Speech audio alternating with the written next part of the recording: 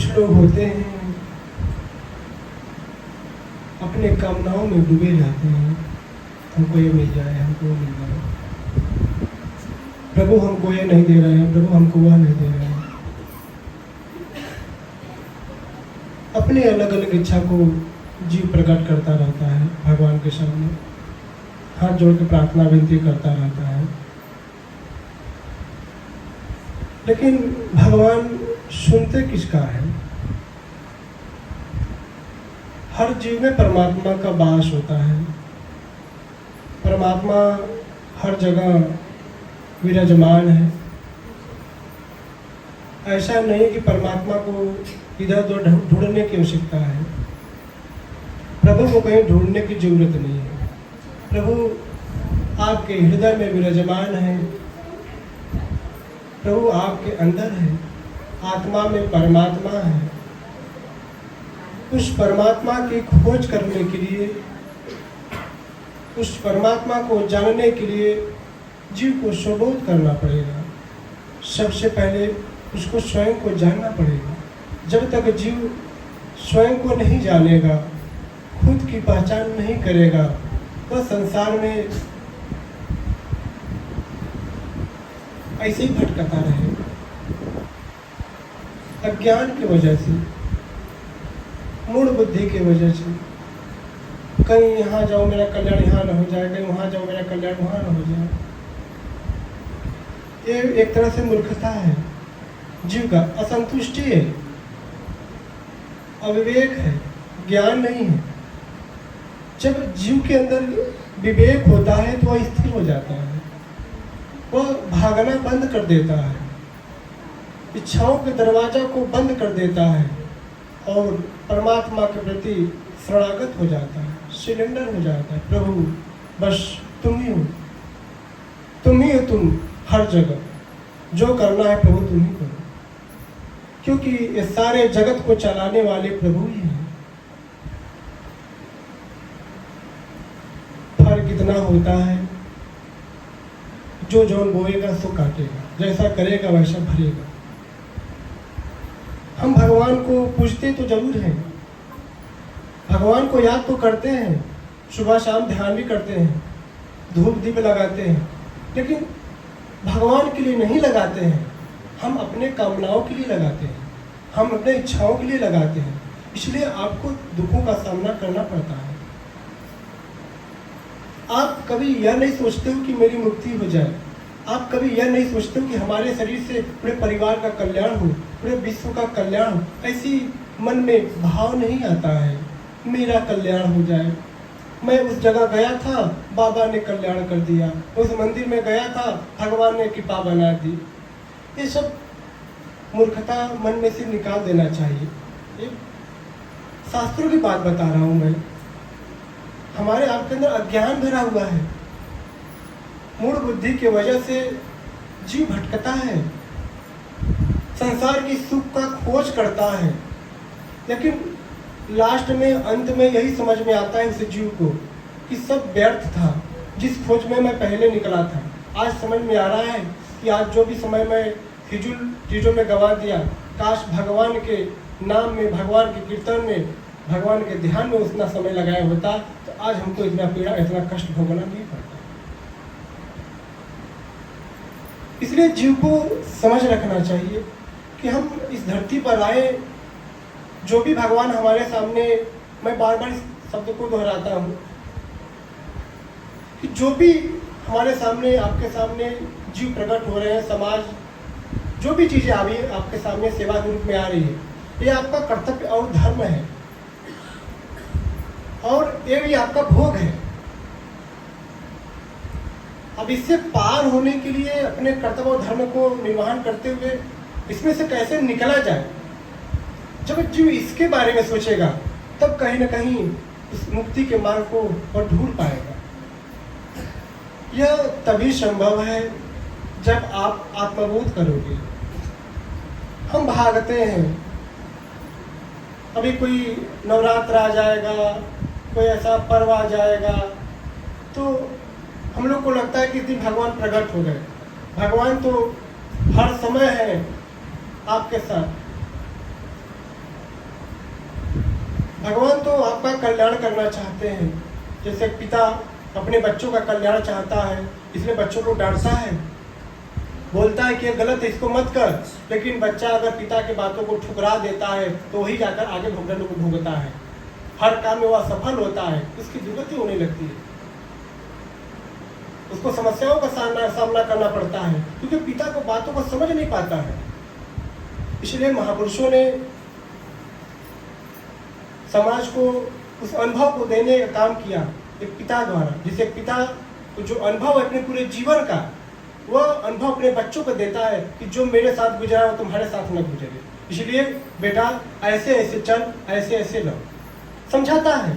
लेकिन उस बच्चे को तो अनुभव है नहीं, वो बोलेगा पिताजी को तो काम है, पिता के बातों को वह मजबूती से नहीं पकड़ता है, इसलिए भटक जाता है मार्ग। बाद में उसको अफसोस होता है, काश पिताजी की बातें मान ली होती, आज ये समस्या हमारे सामने नहीं आती। इसे गुरु होता है, हमारा शास्त्र होता है, अनुभव दे रहा है कि अगर आप अपने जीवन में भक्ति भजन नहीं किए, धर्म से नहीं चले, तो आने वाले समय में आपका दुर्गति हो जाएगा, आप समस्याओं से घिर जाओगे। इसलिए हमारे महापुरुषों ने गांव-गांव, शहर-शहर, जैसे महात्मा बुद्ध जी ने हर जगह जाकर उपदेश दिया, कुछ चमत्कार नहीं दिखाया कि लाओ मैं तुम्हारा कल्याण कर रहा हूँ, मैं ऐसा कर रहा हूँ, चमत्कार कर रहा हूँ, ऐसा कोई समाज को अनुभूति नहीं कराई। महात्मा बुद्ध ने सबको ज्ञान दिया, सबको जगाया, जो हम अज्ञान में सोए हुए हैं उन्होंने विवेक दिया, विवेक से उस अज्ञान से आपको बाहर निकाला कि इसके बाहर वाली दुनिया में जाओ, उसमें सुख है, परम आनंद है। इस संसार में सुख कोई नहीं पाता है, कोई नहीं पाता है, कोई सुखी नहीं है। जैसे खुजली हो जाए तो खुजलाने में बहुत अच्छा लगता है, लेकिन बाद में परपराती बहुत तेज है कि नहीं? तो ऐसे समाज में हम बहुत जोरों से सुख को खोजते हैं, यहाँ सुख मिलेगा, वहाँ सुख मिलेगा, ऐसा लगता है, लेकिन बाद में उसको अफसोस होता है, पीड़ा होती है, दुख होता है। सुख तो हमारे प्रभु के चरण में है, सुख हमारे प्रभु के नाम में है। जो आनंद, जो मिठास, जो समर्पण, अगर आप भगवान के प्रति समर्पण कर रहे हो तो जो सुख हमारे प्रभु के चरणों में मिलेगा वह सुख पूरे संसार में आपको नहीं मिलेगा। ये संसार का जो सुख है, ये अज्ञान, एक भ्रम, एक मूर्खता, जिसको हम मान लेते हैं कि संसार में सुख है। अगर हम इतने लोग यहाँ पर बैठे हैं, अगर हृदय से किसी से पूछे, अगर सच्चाई से कोई जवाब दे कि आप सुखी हो, तो वो व्यक्ति कहेगा नहीं, मैं सुखी नहीं हूँ, कहीं न कहीं से पीड़ा में जरूर हूँ। वो कहीं न कहीं से जरूर पीड़ा खोज के लाएगा। तो सुखी कौन है?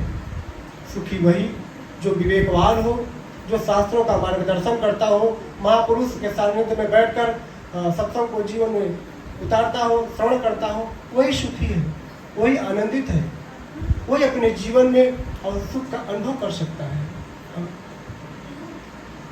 मूर्खता करोगे, जीवन अर्जुता चला जाएगा, जीवन फंसता चला जाएगा। इसलिए आपके सामने जो भी जीव प्रकट हुआ है, पत्नी के रूप में, बच्चे के रूप में, परिवार के रूप में, समाज के रूप में, जो भी भगवान दिया है उसको खुशी खुशी स्वीकार लो।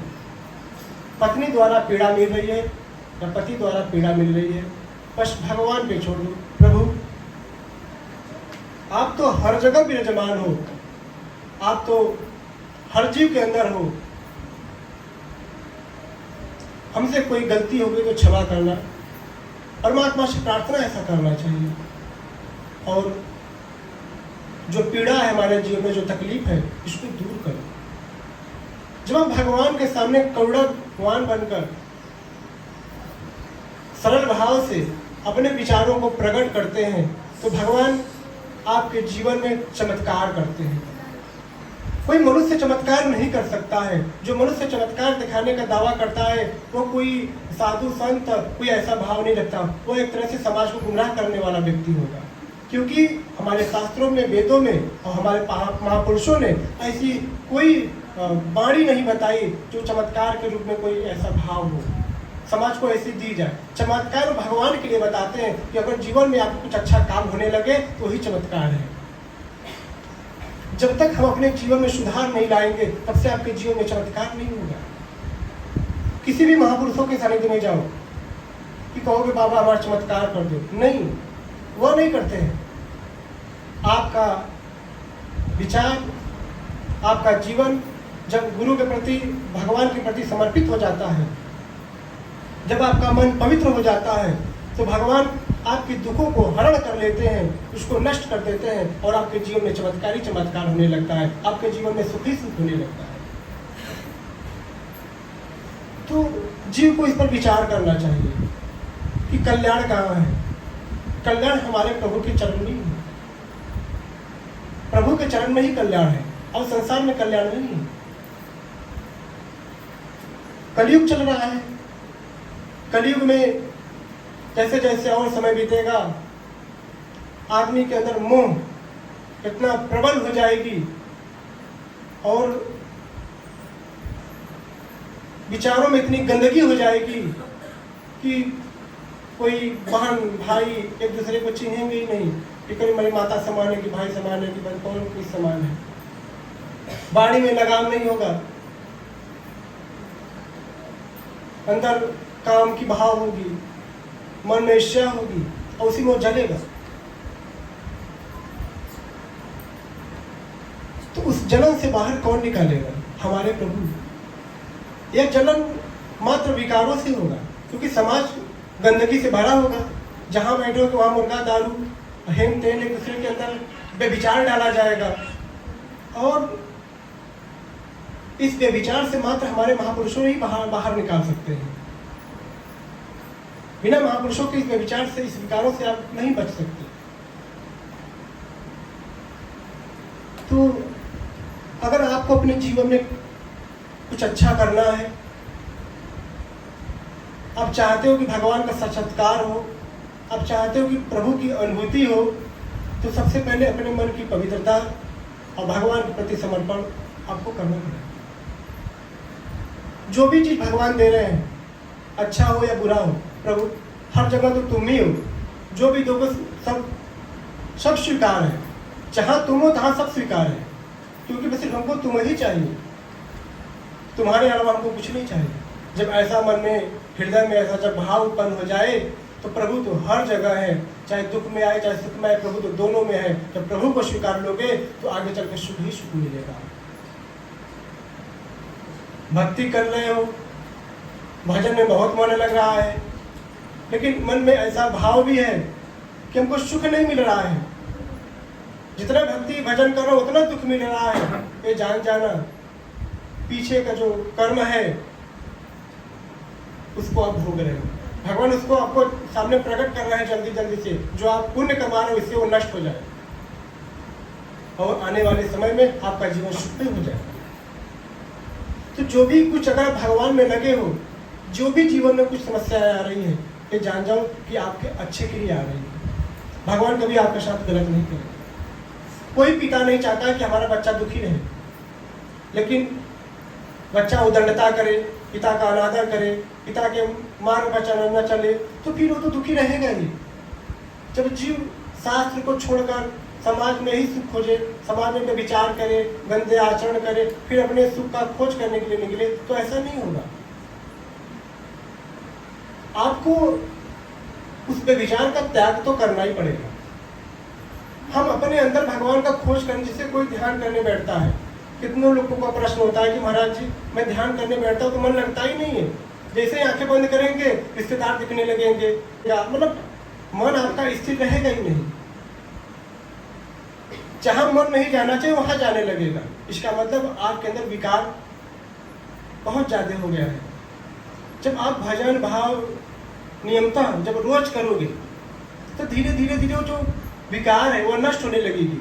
जो प्रभु की प्रभुता है, जो प्रभु के प्रति हमारा प्रेम है, वो धीरे धीरे क्या प्रकाशित होने लगेगा अंदर से। तब आपको आनंद आने लगेगा, आपके अंदर शीतलता होने लगी। कोई गाली दिया, जाने दो, मूर्ख है, जाने दो, जैसे भीगे हुए कोला में अगर आग लगाओगे तो अच्छे से नहीं पकड़ेगी, ऐसे अगर जब आप शीतल हो जाओगे, जब विकार नष्ट हो जाएगा, अगर आपके जीवन में कोई अपने कटु वाणी से आग लगाना चाहे तो आग नहीं लग सकती। मन तो शीतल हो गया, मन तो एकदम प्रभु में एकदम लग गया, तो जब विकार रहेगा ही नहीं तो इसकी जो कटुवाणी उसमें कहाँ से लगेगी? जब अपने अंदर वैसी कटुवाणी होगी, वो कटुवाणी वाला होगा, जब गंदे गंदे ही रहेंगे तो उसमें समस्या उत्पन्न होगी ना। इसलिए जब प्रभु के ही चरणों में समर्पित रहोगे, अपने जीवन को उनमें ही लगाओ रहोगे, आपका कल्याण हो जाएगा। देखिए, ये मात्र सुनाने की बात नहीं है, हमारे बात को पकड़ना। ऐसा नहीं कि मैं चिल्ला रहा हूँ, आप सुन रहे हो बस, हाँ महाराज जी बताया, कुछ उपाय नहीं बताए। यही उपाय है जो आपका कल्याण करेगा। समाज में हमारे महापुरुषों ने अगर किसी चीज पर जोर दिया तो वह आत्मबोध की बातें बताए, वह आपके कल्याण की बात बताए, आपकी मुक्ति की बात बताए। हाँ, तो छोटे छोटे उपायों के चक्कर में बचे रहते हो, गुरुजी ने ये बताया, गुरुजी ने वो बताया, गुरुजी ने ये बताया, उसी में फंसे हो। लेकिन आप कभी ये सोचते हो कि हम कुछ ऐसे चीज पा ले जिसको कुछ करने की जरूरत ही ना पड़े, कुछ उपाय बनाने की जरूरत ही ना पड़े, कुछ ऐसे चीज को पा जाए। वह है हमारे प्रभु से प्रेम। उनसे निस्वार्थ भाव से प्रेम करो, मत मांगो कुछ। अगर जीवन में कभी बहुत तकलीफ आ गई, बहुत पीड़ा आ गई, हाथ जोड़ के बोल देना, प्रभु तुम्हारे अलावा मेरा है ही कौन है? आप तो जानते ही हो, मैं आप में ही लगा रहता हूँ, आपका ही गुणगान करता रहता हूँ। प्रभु ऐसे समस्याओं का सामना कर रहा हूँ, आगे तुम्हारी इच्छा, चाहे निकाल दो चाहे डुबो दो। हमारे प्रभु इतना दयावान है, इतना करुणावान है। जैसे द्रौपदी ने भगवान कृष्ण को बुलाया, भगवान कृष्ण इंतजार कर रहे थे कब मेरा बहना बुलाए और मैं दौड़े दौड़े चले जाऊं। जैसे ही याद की तैसे भगवान प्रकट हो गए। तो भगवान तो इंतजार करते हैं कि मेरा जो भक्त है, जो मेरा शिष्य है, अपने मन को और निर्मल और पवित्र बना ले, और भगवान ऐसे हमारे में लगे रहे, और इसको समय आने को मैं उचित फल दूंगा। जैसे सुदामा के साथ हुआ, सुदामा और भक्त कृष्ण कृष्ण कृष्ण कृष्ण करते रहे, भले से बच्चे भूखे रहे, भले से परिवार में उनके समस्याएं आती रही, लेकिन भगवान के नाम को कभी भूले नहीं। पत्नी बार बार ताना देती थी, क्या कृष्ण कृष्ण करते हो, कृष्ण ने तुमको क्या दिया? लेकिन सुदामा ने जरा भी पत्नी के बातों पर ध्यान देते हुए बस भगवान भगवान करते रहे। लेकिन आज सुदामा सुदामा हो गए, हया नहीं है, सुदामा नगरी हो गया। ये तो समय समय की बात होती है। लोग कहते हैं ना, आज मेरी पाई तो कल तेरी पाई, कल तेरी पाई तो आज मेरी पाई। ये तो जीवन में चढ़ा उतराव आता जाता रहेगा। आज हंस रहे हो तो कल रोगे भी, कल रो रहे हो तो परसों हंसोगी। ऐसा नहीं कि स्थितियां बराबर और सम रहेगी। समानता एक जैसी स्थितियां नहीं रहती किसी की। सबके जीवन में उतार और चढ़ाव आता जाता है। हर व्यक्ति कभी हंसता है तो कभी मुस्कुराता है तो कभी रोता है। तो ऐसा नहीं कि आप हमेशा आनंद में ही रहोगे। ये देखो, परिवर्तनशील है दुनिया में, सब कुछ नश्वर है, बदलता रहेगा। मृत्यु लोक है, यहाँ पर कोई अस्थायी चीज है ही नहीं है। यहाँ पर जो आया उसका अंत निश्चित है। तो आप इस धरती पर आए हो तो आपका भी अंत होगा। लेकिन आपको लगता है कि बच्चे पैदा कर लिए, बच्चियों का शादी कर लिए, वृद्ध हो गए, अब प्रभु हमको पूछ लेते हो तो अच्छा रहता। भैया, ये सबसे बड़ी मूर्खता हम लोग की है, अज्ञानता है। किस मानव शरीर में आकर, इस भगवान, इस देव शरीर में आकर, इस देवी शरीर में आकर हम ऐसा विचार रख रहे हैं कि हमको भगवान मेरा शरीर शांत करते, हमको मेरा मृत्यु कर देते तो मेरा बन जाता। देवता भी तरसते हैं, काश हमको इस मनुष्य शरीर में आने का अवसर मिलता तो फिर मैं धरती पर जाकर अच्छा भजन करता, इस शरीर में जाता और समाज को दिखाता नहीं इस शरीर में क्या क्या चीजें हैं। ब्रह्मांड की सारी शक्तियां आपके शरीर में छिपी हुई है। जितना लूटना है लूट लो अपने अंदर, लेकिन लूटो ही नहीं। ज्ञान रहेगा तब न लूटोगे। जब वहां तक पहुंच रहोगे तब न पहुंचोगे। पहुंच ही नहीं है। पहुंच कहाँ तक है? जितना समाज ने बताया सिर्फ उतना ही जानते हो, जितना पहचान कराया सिर्फ उतना ही पहचान कर पाए। उस मूल तत्व की पहचान ही कोई नहीं कर पाया। समाज में फिर जैसे चेला निकलते गए वैसे गुरु भी निकलते गए। आपकी समस्या लाओ, मैं तुमको दूर कर देता हूँ। मतलब ऐसे मंदबुद्धि अंधविश्वासों में आपको बझाए हुए हैं, फंसाए हुए हैं। आप उसी में आनंद खोज रहे हो, अब मेरा कल्याण हो जाएगा, अब मैं गया था बाबा ने ऐसा कर दिया, अब मेरे घर का सब समस्या दूर हो जाएगी। मैं बार बार कहता हूँ, न किसी की समस्या को कोई काट पाया है न काट पाएगा। सब महापुरुषों का यही समाज के प्रति प्रार्थना होती है कि आप भजन करो, भगवान आपका कल्याण करेंगे। गुरुदेव आशीर्वाद देते हैं, जब आप भजन करते हो गुरु का आशीर्वाद मिल जाता है तो जीवन तरक्की की तरफ जाने लगता है। जब हम गुरु के मार्ग पर चलते हैं, तब गुरु के मार्ग पर चलोगे तभी आपका कल्याण होगा। आप गुरु के सानिध्य में बैठ रहे हो, अब मन को पवित्र करके अब सत्संग सुन रहे हो, तो इससे आपका बहुत कल्याण हो रहा है। मैं कोई हनुमान जी तो हूँ नहीं कि मैं हर चीज साक्षात करूँ, मैं आपको दिखा दूँ, लेकिन मैं शास्त्रों का अनुभूति जरूर करा सकता हूँ कि कल्याण निश्चित हो रहा है। ये मेरी अंतरात्मा कहती है, हमारे महापुरुषों की वाणी रही है, उन्होंने इस अनुभव को दिया है, उस अनुभव को मैं आपको दे रहा हूँ, इससे आपका कल्याण हो रहा है। इसलिए तो मैं कहता हूँ सब छूट जाए लेकिन सत्संग मत छोड़ो। जिसका मन लगता है वह सत्संग में जरूर आए, लाख काम छोड़े लेकिन आए, इससे आपका कल्याण है। इससे आप दुखों से बचोगे, इससे आप पापों से बचोगे, इससे आपके पूरे परिवार का कल्याण होगा। अगर जीवन संकट भी आ गया तो घबराना नहीं है। दुख आता नहीं रहने के लिए, बस बात रह जाता है कहने के लिए। दुख आएगा तो जाएगा, एक जैसी स्थिति परिस्थिति बराबर नहीं रहती। मैं बार बार कह रहा हूँ, प्रभु का भजन करो, उसी में आपका कल्याण है, उसी में आपकी मुक्ति है। सारे जो प्रेत आत्मा, आजकल लोग ना परेशान है, प्रेत बोलते हैं, प्रेत पकड़ लिया, आत्मा पकड़ लिया। भैया ये सब प्रारब्ध है, कर्म है। आप लोग बात को कब समझोगे? आप लोग तांत्रिकों के चक्कर में उलझे रहते हो। महाराज जी देख लो, भाई समस्या आ गई। देखो कब तक कोई आपको देखता रहेगा? सेल्फ तो होना जरूरी है कि नहीं होना है? जिसे पिता अपने पुत्रों को भाई देख रेख में अपना कुल घर द्वार बनवा देता है कि मेरे बच्चों को दिक्कत ना हो, लेकिन पुत्र का कर्तव्य भी तो है अपने सेल्फ होना, जो चीजें पिता द्वारा मिली इसको बरकरार रखना है या नहीं है? तो आपका कल्याण तो गुरु कृपा से हो गई, लेकिन दोबारा ये समस्या ना आए इसके लिए तो आपको सेल्फ होना पड़ेगा, मतलब स्वयं भक्ति भजन करना पड़ेगा।